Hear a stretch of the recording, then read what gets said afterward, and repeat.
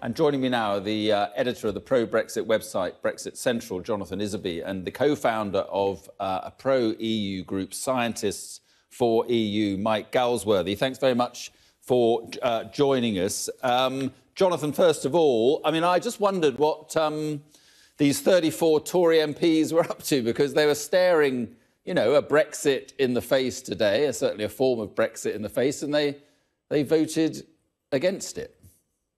Well, of course, those 34 are made up of two groups of people. One group of Brexiteers who take the view that the deal on the table does not represent a proper Brexit. And I think there's a lot of people who are sympathetic to that view who did actually end up backing the deal. And there's also a smaller group of enthusiastic pro-EU Remainer Tories like Dominic Grieve, who are unreconciled to the referendum result and don't want us to leave the European Union, so are voting down the deal because of that reason. Yeah, no, a point taken. I mean, just on those, the Brexiteer MPs who voted against it, I mean, you know, Boris Johnson and Dominic, these people had decided to back it. Why do you think that these others are still not backing it?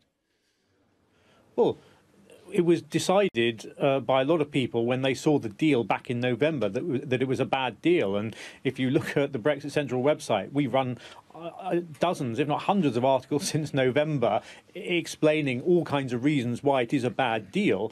None of those things have changed, because even when the UK Parliament, when the House of Commons voted earlier in the year to say they would accept the deal if the backstop was removed, the so-called Brady Amendment, there was a majority in Parliament for doing that. The government didn't even demand that the EU reopen those negotiations in order to do that, to find a better deal. So the deal hasn't changed since November. People thought it was a bad deal in November, still think it's a bad deal today, although clearly some of us, and I, writing an editorial in Brexit Central this morning, very, very reluctantly said, I think the deal probably does need to pass today, because if it doesn't, it's unclear what the House of Commons may do next week, because I'm afraid John Bercow, the Speaker, has ripped up the rule book. Standing orders are changing. He's allowing things to happen that have never happened before. And the Remain majority in the House of Commons appears to have taken over literally the agenda. Yeah, so that was really my point. And Mike Galsworthy, I'm just interested what you think. I mean, do you think you may be closer to, you know, no Brexit now? Yeah, I mean, what is going on here? You've just got a Brexiteer here, sitting here, saying that for months and months and months they've been saying this is a bad deal, and yet now he's supporting the deal, as is Boris Johnson, as is Jacob Rees-Mogg, but they can't convince others. They're at 6s and 7s between them, and this is at the 11th hour. They can't get their act together. I reckon we should just scrap the whole thing, rip it up and throw it in the bin now.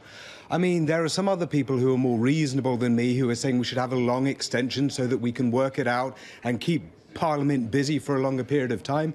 But yeah, overall, anything now that gets approved by Parliament should, of course, go back to the public. Myself, I'm for ripping it up. But either way, we've got a complete mess on our hands, and it's because the Brexiters themselves are divided even at this stage. Yeah, but also there's the point that the Labour Party, I mean, it's not exactly clear what they want. I mean, you know, if it does go to a general election, for instance, what would Jeremy Corbyn actually campaign on? Yeah. I don't know, but looking at the situation now, I mean, you have the Conservative Party advocating Brexit. They did have the DUP on their side, and they don't now. You also had Caroline Flint of Labour saying that she could get 30 or 40 people on board in order to back Theresa May, but they've blown it. They've just blown it between them, and the rest of the nation, we're just sitting here eating popcorn, shaking our heads in sort of disbelief, and they can't get their act together. So if we go to a general election now, yeah, good question. What would Labour advocate? What would the Conservative Party advocate? It's a mess for everyone. And this is, I think, a fundamental flaw with Brexit. It was proposed to the nation without a plan because it was admitted at the time by the chair of Vote Leave that you could not actually get everyone on the same page. And this is what we're seeing even at this late stage. Yeah. It is Brexit itself is collapsing under the weight of its own contradiction and its own contradictory parties within it. Yeah, Jonathan, I mean, what's your view now on what should happen with the leadership? I mean, because she said she'd go if her deal was bad. That's not happened. So what do you think should happen now on the issue of the leadership? Well, I think her saying that she would go if the deal passed obviously set a starting gun on the next leadership election. And obviously, as soon as you say you're going, whatever authority you have pretty much evaporates. And frankly, she didn't have a great deal before she made that announcement. No, but what about the timing, though? The timing is my point. Do you think she should go now and let someone else take it, or just you're happy to let the next few weeks go by and that someone else negotiates the next stage?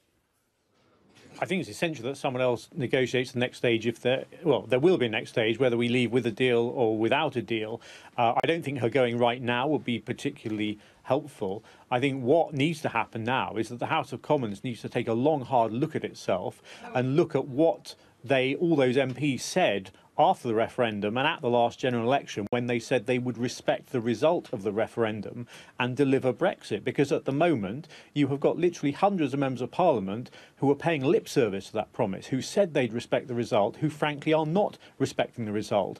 And I think the British public are getting increasingly angry at what they see in the House of Commons, MPs who've said that they would deliver the result, who are stopping it from happening. Yeah, and Mike, I'm just interested, your group, the Scientists for EU, just on that issue, what difficulties does Brexit pose for scientists and science in general in this country? Are you worried about sort of lack of sharing of data and partnerships? I mean, what are you worried about when it comes to science specifically? Right, good God, all of that. Since the Brexit vote, science has been hurt because immediately it kicked in uncertainty. Immediately we saw people turning down jobs at universities. Immediately there was disruptions on collaboration. The fallen pound pushed up a lot of lab costs and prices for equipment that had been ordered. More recently, the threat of no deal has been extremely disruptive because if we do come out with no deal, then that means approximately 45% of our funding lines under Horizon 2020 would be abruptly stopped because no deal means no deal, including no deal for science. And so that has put a big chilling effect on UK science in our relations with the EU already. So it's been extremely disruptive already. Right, OK. And Jonathan, I should give you a chance to answer the point. I mean, scientists clearly very worried about funding and the sharing and the partnerships that goes on, very crucial area of science. What is your answer to that? Well, science and higher education are fields where the UK is an absolute world leader and where the UK will always collaborate with institutions and companies and individuals all around the world and indeed across the European Union. I mean, for instance, in higher education terms, the Erasmus scheme includes a number of countries which are not actually in the European Union. So there's absolutely no reason on earth why the UK could not continue to be involved in that programme outside of the European Union. The same should go for the Horizon 2020 scheme as well for scientists. The UK is a world leader, and we should be proud of that. OK, Jonathan Isaby, thanks very much for joining us. In order to do that, No, just final word, very briefly, 10 seconds. Yeah, in order to do that, you need a deal. If you want to be part of Erasmus, you need a contract, a deal for that. If you want to be part of Horizon 2020 and the next programme after that, you need a deal for that. And this is what's getting torn up. All right, Mike Galsworthy, Jonathan Isaby, thanks for joining us tonight. Thanks.